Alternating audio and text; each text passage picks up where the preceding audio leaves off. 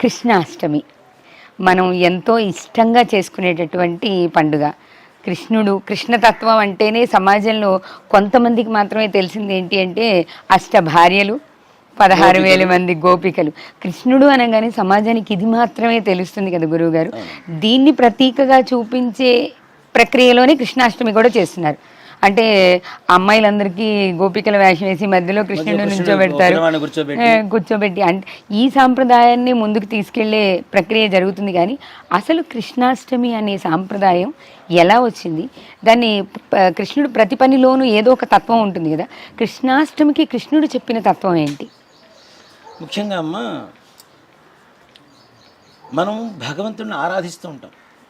అది అమ్మవారు కావచ్చు, స్వామివారు కావచ్చు, ఈశ్వరుడు కావచ్చు, ఏ దేవత అయినా సరే భగవంతుడు చెప్పింది ఏమిటి అంటే, ఎవరికైతే పూజ చేస్తున్నామో ఆయనలో ఉండేటువంటి లక్షణాలని మనం పుచ్చుకొని మనలో నింపుకొని మనలో దైవత్వాన్ని నింపుకొని దేవుడికి పూజ చేయమని మన ధర్మం. దేహో దేవాలయ ప్రోక్తో జీవో దేవ సనాతన తచ్ఛేద అజ్ఞానరన్మాయం సో అహంభావేన పూజయేత్ అంటాడు. దేహమే దేవాలయం, జీవుడే సనాతన నుంచి వస్తున్నటువంటి దేవుడు. తత్ ఛేద అజ్ఞాన నిర్మాల్యం, నిన్నటి దేవుడి దగ్గర నిన్న పెట్టిన పూలు నిర్మాల్యం అంటాం. ఎలా అయితే అవి తీసి పక్కన పడేస్తున్నామో అలాగే అజ్ఞానం అనేటువంటి నిర్మాల్యాన్ని నీ మనస్సులోంచి తత్ ఛేద అజ్ఞాన నిర్మాల్యం, అజ్ఞానం అనేటువంటి నిర్మాల్యాన్ని తీసి పక్కన పడేస్తే సో అహంభావేన పూజ అయితే నువ్వే పూజ చేసుకో, నువ్వే దేవుడు. అది మన శాస్త్రం చెప్తోంది, మన ధర్మం చెప్తోంది. అవన్నీ వదిలిపెట్టేసి లక్ష్మీదేవికి పూజ చేస్తాం, తర్వాత విష్ణుమూర్తికి పూజ చేస్తాం, వెంకటేశ్వర స్వామి పూజ చేస్తాం, కృష్ణుడికి పూజ చేస్తాం, రాముడికి పూజ చేస్తాం. రాముడికి పూజ చేస్తున్నామంటే ఏం చేయాలి? రాముడు ఏం చెప్పాడో ఆ బాటలో నడిస్తే రాముడు ఆనందపడతాడు. రాముడికి 1,00,000 పూలు తీసుకొచ్చి పూజ చేస్తే ఆనందపడ్డు. ఆయన ఏం చెప్పాడో, ఆయన మార్గం ఏమిటో ఆ మార్గంలో మనం నడిస్తే రాముడు సంతోషపడి మనకు అనుగ్రహిస్తాడు. అవంతా వదిలేస్తున్నాము. దీంట్లోనే అద్భుతమైనటువంటి తత్వం ఏమిటి అంటే కృష్ణతత్వం. కృష్ణతత్వం అనేది చాలామందికి 16,000 మంది గోపికలు, అష్టభార్యలు, వీళ్ళు మాత్రమే కనబడే ఒక చిలిపితనం మాత్రమే కనపడుతుంది తప్పితే అసలు కృష్ణతత్వం అనేది పరమాద్భుతమైనటువంటి తత్వం. మన తలరాతలను మార్చేటువంటి గీతనిచ్చింది కూడా శ్రీకృష్ణ పరమాత్మ. అది చదివితే చాలు మనం ఏం చేయాలో ఏం చేయకూడదో మొత్తం తెలిసిపోతుంటాం. గీతామకరందం అనే ఒక పుస్తకం ఉంటుంది. గాంధీ గారు ముందు మాట దాంట్లో రాశారు. ఏమని అంటే, నాకేదైనా సమస్య వస్తే గీతామకరందం పుస్తకం తీసుకొని ఏ పేజీ వస్తే ఆ పేజీలో ఉన్నటువంటి మొత్తం చదువుతా అంశాన్ని, నాకు నా ప్రశ్నకి సమాధానం దొరుకుతుందని చెప్తున్నాడు. ఏ పేజీలో అయినా ఆయనకి సమాధానం దొరుకుతుంది. అది ఏ పేజీ, 2వ పేజీనా, 4వ పేజీనా, 100వ పేజీనా అని చూడరు. పుస్తకం ఓపెన్ చేయగానే ఏ పేజీ వస్తే ఆ పేజీ చదివితే ఆయనకు కావాల్సిన ప్రశ్నకి సమాధానం దొరికిపోతుందని చెప్తున్నారు. దాంట్లో రాసిన ముందు మాట ఆయన గాంధీ మహాత్ముడు. అలాంటిది ఆ గీత తత్వాన్ని వదిలేసాం, గీతను మర్చిపోయాం. మన తలరాత మారాలంటే ఎలా మారుతుంది? మరి మారదు కదా. కృష్ణతత్వం, కాళీతత్వం రెండూ ఒకటే. కాళికాదేవి ఎలా ఉంటుంది? నల్లగా ఉంటుంది. కృష్ణుడు ఎలా ఉంటాడు? నల్లగా ఉంటాడు. కృష్ణుడు చేసింది ఏమిటి? కాళీయ మర్దనం. అవునా? కాళీతత్వం అంటే ఏమిటి, కృష్ణతత్వం అంటే ఏంటి అంటే, మనలో ఉండేటువంటి కామక్రోధ లోభ మోహ మదమాత్సర్యాలనేటువంటి 6 శత్రువుల్ని నశింపజేస్తే ప్రపంచంలో భౌతికంగా ఎక్కడా శత్రువు కనపడడు. అంతే కదా. ఇవి లేకపోతే శత్రువు ఎందుకు అవుతాడు? కోపం లేదు, ఆశ లేదు, ఏమీ లేదు. ఏమీ లేనప్పుడు శత్రువు ఎందుకు కనపడతాడు? ఈ తత్వాన్ని ఎవ్వరూ మంట పట్టించుకోరు. మనకు ఎంతసేపటికి అది కావాలి, ఇది కావాలి, ఇది కావాలి. కృష్ణుడికి అలానే పూజ చేస్తున్నాం. అలాగే కృష్ణుడు చిన్నప్పుడు వెన్న దొంగ అని చెప్పి మనం వింటూ ఉన్నాం. వెన్న దొంగిలించి తినేవాడు. అందుకనే వెన్న నైవేద్యంగా పెడుతూ ఉంటాం. ఒక నవనీతం అంటాం దాన్ని మనం. అసలు నేను తెలుసుకున్నది ఏంటంటే, కృష్ణుడు ఎందుకు దొంగతనం చేశాడు వెన్న అంటే, ఎవరింట్లో అయితే కష్టాలు ఉన్నాయో వాళ్ళింట్లో ఉండేటువంటి కష్టాలని వెన్న రూపంలో ఆయన స్వీకరించాడు. తీర్చడానికి ఆయన వెన్న దొంగతనం చేశాడు. అక్కడ అది కూడా చూడండి. మానసికమైనటువంటి ప్రశాంతత కావాలి, అప్రశాంతత పోవాలి అంటే చంద్రుడు కారకుడు అని చెప్పి చెబుతూ ఉన్నాం మనం. అలాగే వెన్న కూడా ఎలా ఉంటుంది? చంద్రులానే తెల్లగా ఉంటుంది. అవునా? కాబట్టి ఆ వెన్న పూసను ఆయన దొంగతనం చేసి వాడికి ఉండేటువంటి కష్టాన్ని తీర్చాడు. ఎంతసేపటికి వెన్న దొంగ ఇలా మాట్లాడుతున్నా దాంట్లో ఉండేటువంటి తత్వం ఏంటనేది ఎవరికి అర్థం కావటల్లా. వెన్న ఎందుకు దొంగతనం చేశారు? ఎవరింట్లో ఎవరి కష్టాలు ఉంటే ఆ కష్టాలను వెన్న రూపంలో ఆయన స్వీకరించి వాళ్ళకి ప్రశాంతతనిచ్చాడు. అలాంటి తత్వమే కృష్ణతత్వం. అలాగే చాలామంది 16,000 మంది గోపికలు అష్టభార్యలని చెప్తున్నారు కదా. నిజంగా నేను ఒక స్త్రీమూర్తి కృష్ణుడి గురించి చెప్తుంటే నేను విన్నాను. నా చిన్నప్పుడమ్మా, నాకు 12 ఏళ్ళు 13 ఏళ్ళు. ఆవిడ చెప్పిన మాట ఇప్పటికీ బాగా గుర్తుంది. నాకు ఇప్పుడు 43 ఏళ్ళు, అంటే దాదాపు 30 ఏళ్ళ క్రితం చెప్పిన మాట ఆవిడ. ఒక భాగవత్ సప్తాహం జరుగుతుంటే కృష్ణుడి గురించి ఆవిడ చెబుతున్నారు. అంటే ఆడవాళ్ళు ఆ మాట వాటానికి కూడా భయపడేటువంటి రోజుల్లోనే ఆవిడ కృష్ణుడి గురించి అంత ధర్మంగా చెప్పగలిగింది. ఆవిడ 16,000 మంది గోపికలతో ఈయన సంసారం చేశాడని చెప్పి చెబుతున్నారు. అది సంసారం కాదు, శారీరకమైనటువంటి సంబంధం ఎక్కడా లేదు, భక్తి వ్యభిచారం అని చెప్పారు. ఆ మాట వాడటానికి కూడా ఆడవాళ్ళు చాలామంది ఆలోచిస్తారు. అలాంటిది ఆవిడ భక్తి వ్యభిచారం చెప్పి, నాకు ఆ రోజున కృష్ణుడు అంటే ఏంటి ఆ రోజు తెలిసి వచ్చింది ఆవిడ చెప్పిన తర్వాత. అంతవరకు నా మనసులో కూడా కృష్ణుడు అంటే అల్లరివాడు, ఆడవాళ్ళు 10 మంది గర్ల్ ఫ్రెండ్స్ ఉంటే కృష్ణుడి కింద లెక్కేస్తుంటారు, ఇలా అనుకునేవాడిని. అని ఆ రోజు నుంచి నాకు తెలిసి వచ్చింది కృష్ణతత్వము అంటే మానసికమైనటువంటి భక్తి, భక్తిలోనే వ్యభిచారం. అది అంతేకాని వేరే రకమైనటువంటి ఇది కాదు, శారీరకమైనటువంటి సుఖాలు సంతోషాలు కాదు.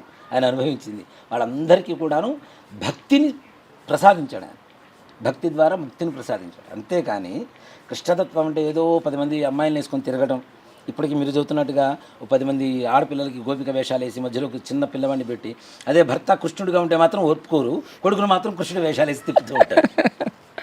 అంతే కదా. కాబట్టి కృష్ణుడి వేషాలు వేసి కృష్ణుడు చూసుకోవడం మంచిదే. వాడికి కూడా చిన్నప్పటి నుంచి కృష్ణుడు అంటే 10 మంది చుట్టూ ఉంటారా అని చెప్పి ఇంజెక్ట్ చేయడం మాత్రం తప్పు. కృష్ణుడు అంటే ఇంతమంది గోపికలు ఉంటారు అని చెప్పి వాళ్ళ మైండ్ ఇంజెక్ట్ చేయడమే కదా. దేవుడు అంటే తప్పేంటి, దేవుడే చేయగలేదు, నేను చేసే తప్పేంటి అని అడుగుతాడు కదా. గ్యారంటీ. భగవంతుడి లీలలో ప్రతి ఒక్క దానికి ఒక కారణం ఉంటుంది. ఆ కారణం లేకుండా ఏవీ లేవు. ఆ తత్వాన్ని తెలుసుకోకుండా మనకి తెలిసిందే తత్వం అనుకొని మనం ముందుకు వెళ్ళిపోతూ పిల్లలకి మైండ్లో ఇంజెక్ట్ చేస్తూ, ఇప్పుడు ఎవరైనా ఒక 3-4 అమ్మాయిలు ఒకరితో మాట్లాడుతున్నారంటే వాడికి ఏంట్రా కృష్ణుడు రా అంటారు. అవును, అసలు కృష్ణుడు అంటే ఏంటి అనేది తెలుసుకుంటే ఆ మాట అనరు. రాముడి కంటే కూడా పరమ పవిత్రమైనటువంటి వాడే కృష్ణుడు అని చెబుతాను నేను. ఆయన తత్వమే అది. కృష్ణం వందే జగద్గురు అని చెబుతున్నాం. రాముడిని కూడా జగద్గురుగా ఎక్కడ ప్రకటించలే ఎవరు. కృష్ణం వందే జగద్గురు, ప్రపంచం మొత్తానికి మొట్టమొదటి గురువు ఎవరు అంటే కృష్ణుడే. గీతను ప్రసాదించినటువంటి ఆది గురువు ఎవరు అంటే కృష్ణుడే.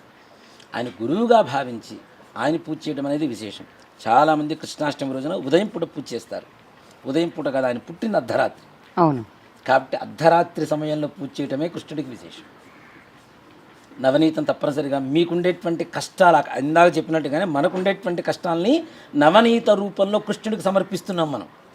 మనం మనో సంకల్పం ఏదైతే ఉందో, మన కష్టాలు ఏవైతే ఉన్నాయో అవి నవనీత రూపంలో కృష్ణుడికి సమర్పిస్తూ ఉన్నాం.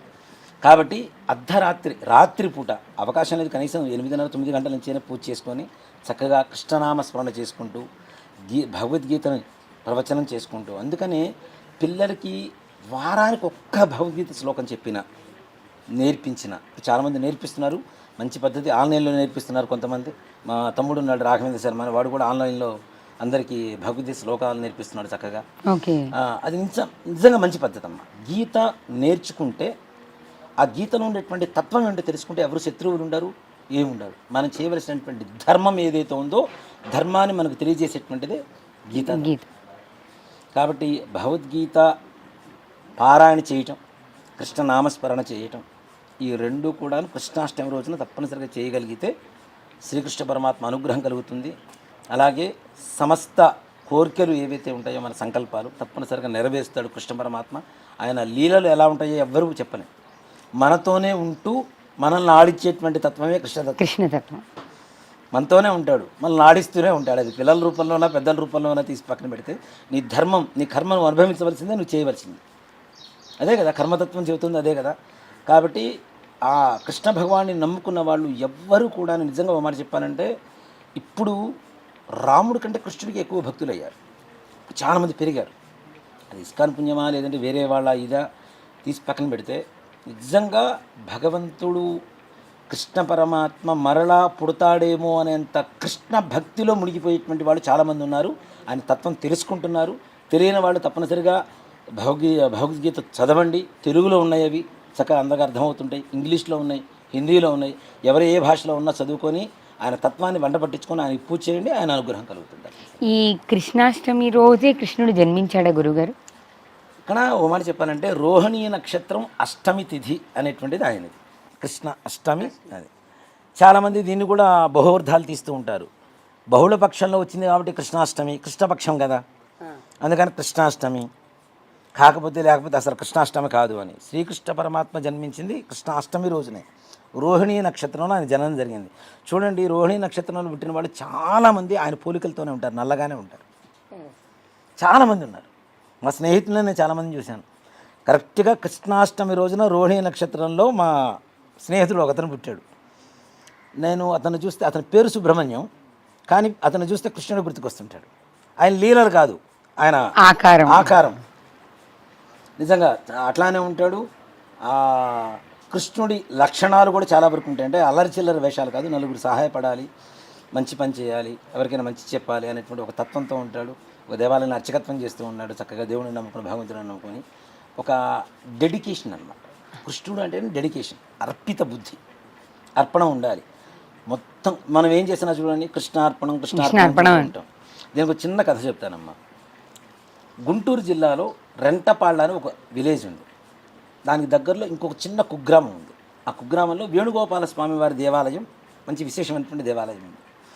ఆ దేవాలయంలో ఒక అర్చకుల వారు పనిచేస్తూ ఉంటారు. ఆ ఊళ్ళో ఒక పెద్ద ఆవిడ, ఒక 75 ఏళ్ళు దాదాపు వయసు వచ్చిన ఆవిడకి ఈ పూజారి గారిని పట్టుకొని, నా ముక్తి కలగాలంటే ఏం చేయాలి అని చెప్పి అడిగింది. ఏమక్కర్లేదమ్మా, ఏ పని చేసినా కృష్ణార్పణం కృష్ణార్పణం అని చెప్పి పని చేయి, కృష్ణుడు నేను గ్యారంటీ అనుగ్రహిస్తాడు వేణుగోపాల స్వామి అని చెప్పారు. సరే, ఈవిడేం చేస్తుంది, అన్నం తిన్నా, ఒక ముద్ద తిన్నా కృష్ణార్పణం, ఇంకో 2 ముద్దకి కృష్ణార్పణం, అలాగే ఎవరికైనా ఏదైనా ఇచ్చినా కృష్ణార్పణం, ఏ పని చేసినా, కూర్చున్నా, లేచినా, పడుకున్నా, ఏ పని చేసినా కృష్ణార్పణం కృష్ణార్పణం కృష్ణార్పణం అంటుంది. ఇలా కొన్ని రోజులు జరుగుతూ ఉంది. ఒకరోజు దేవాలయం ధనుర్మాసం, మార్గశిర మాసంలో ధనుర్మాసం వస్తుంది కదా మనకి. ఈ ధనుర్మాసం పొద్దున్న 4 గంటలకు తాళాలు తెరిస్తే దేవాలయంలో కృష్ణుడి మీద పేడ నీళ్లు ఉన్నాయి, మొత్తం పేడ నీళ్లు ఉన్నాయి. ఊళ్ళో జనాలందరూ చూసి, పూజారి ఏదో చేశాడు, రాత్రిపూట క్షుద్ర పూజలు చేశాడు ఇక్కడ అని చెప్పి ఆయన్ని నిలదీశారు. అయ్యా నేనేం చేయలేదయ్యా. సరే అయిపోయింది, శుభ్రంగా కడిగారు, మరలా తాళం వేశారు. మరుసటి రోజు పొద్దున్నే మళ్ళీ తాళం తీస్తే మరలా పేడ నీళ్ళు ఉన్నాయి. ఈ ఊళ్ళో జనాలందరికీ కలకలం పుట్టింది, చుట్టుపక్కల ప్రాంతాలందరికీ. ఇది నిజంగా జరిగిన కథ, ఏదో కట్టు కథ కాదు. కొన్ని ఏళ్ల క్రితం, దాదాపు మా గురువు గారు నాకు చెప్పి 32 ఏళ్ళు అవుతుంది ఈ కథ చెప్పి. ఆయన చిన్నప్పుడు జరిగిన కథ. మా గురువు గారు నాకు పాఠం చెప్పే వయసుకి ఆయనకి 82 ఏళ్ళు. ఆయన చిన్నప్పుడు జరిగినటువంటి కథ ఇది. కథ కాదు, జరిగిన యథార్థం. సరే, రోజు పడుతూనే ఉన్నాయి. పూజారి గారికి అర్థం కావట్లా, నేనేం చేయట్లేదు, ఎందుకు పడుతున్నాయి. ఒకరోజు పొద్దున్నే 4 ఇట్లా అని వస్తూ ఉన్నాడు. ఆవిడ కల్లాపు చల్లుతూ, పేడ నీళ్ళు చల్లుతూ కృష్ణార్పణం కృష్ణార్పణం చల్లుతూ ఉంది. ఈయనకు అనుమానం వచ్చింది, ఏం చేస్తున్నావమ్మా అంటే, నాకేం తెలిసే, నువ్వు చెప్పావు కదా ఏ పని చేసినా కృష్ణార్పణం అని, నేను అదే చేస్తున్నాను. సరే చూద్దామని చెప్పి అక్కడి నుంచి మనుషుల్ని పెట్టి దేవాలయం వరకు ఈవిడ నీళ్లు చల్లినప్పుడల్లా అక్కడ కృష్ణుడి మీద నీళ్లు పడుతుంది. అంటే ఎక్కడైతే భక్తితో విశ్వసించి చేస్తున్నారో ఏది ఇచ్చినా భగవంతుడు తీసుకుంటున్నాడు. దీన్ని బట్టి ఆవిడ పెట్టిన అన్నం కూడా అంతే అన్నాడు కదా. భక్తి తత్వం ఉంటే తప్పనిసరిగా ఏ భగవంతుడైనా మనం ఇచ్చింది స్వీకరిస్తాడు. భక్త కన్నప్ప పెట్టిన రక్తమాంసాలే స్వీకరించాడు పరమేశ్వరుడు, తీసుకున్నాడు. మరి అందుకనే శ్రీకాళహస్తి వాళ్ళ రోజున అంత అద్భుతంగా ఉంది. అలాగే కృష్ణుడి తత్వం ఏంటంటే విశ్వాసం, భక్తి, కర్మ, ఇవి తప్పనిసరిగా మనం ఉంటేనే భగవంతుడు మనకు చాలా దగ్గరగా ఉంటాడు. కాబట్టి ఆయన లీలను మనం గ్రహించడం చాలా కష్టం. కానీ ఆయన పెట్టినటువంటి పరీక్షల్లో నెగ్గుకుంటూ ముందుకు వెళ్తే తప్పనిసరిగా పరీక్ష పాస్ అవ్వడం కాదు, అత్యుత్తమ ఉత్తీర్ణత పొందుతాం. అంటే ఆయన పాదాలను పట్టుకుంటే చాలు, మొత్తం అయిపోయినట్టు. ఒక చెరువులో చేపలు పట్టేవాడు దిగాడు, వల వేశాడు. ఒక చేప వెళ్ళి ఆయన కాళ్ళ దగ్గర పట్టుకుంది. అన్ని చేపలు దాంట్లో పడ్డాయి. ఈ చేపలు మొత్తం అడుగుతున్నాయిట, ఎందుకు ఆయన పాదాల దగ్గరికి పోయావు, మేమందరం పడిపోయాము, నువ్వెందుకు ఆయన పాదాలు పట్టుకున్నావంటే, అసలు వల వేసేవాడి పాదాలు పట్టుకుంటే వాడు నాకు వల ఎక్కడేస్తాడు, వల ముందుకేస్తాడు కదా, ఆయనే భగవంతుడు కదా. భగవంతుడు పాదాలు పట్టుకుంటే మరణం లేదు అని చెప్పడానికి. అంతేగా ఆయననే పట్టుకుంటే ఇంకా ఆయనేమి చేస్తాడు. కాబట్టి భగవంతుడి పాదాలు ఆశ్రయించండి, కృష్ణ పరమాత్ముడిది. శ్రీకృష్ణుడిని భక్తితో తప్పనిసరిగా ఇచ్చేయండి. ఆయన అనుగ్రహం తప్పనిసరి కలుగుతుంది. ఆయన అనుగ్రహం కలిగితే మాయాఛేదనం జరుగుతుంది. మనకి ఏదైతే మాయ కనబడుతుందో ఆ మాయ మొత్తం ఛేదనం జరిగిపోయి ఈ మోహం మాయ అవన్నీ మొత్తం తొలగిపోతాయి తప్పనిసరిగా.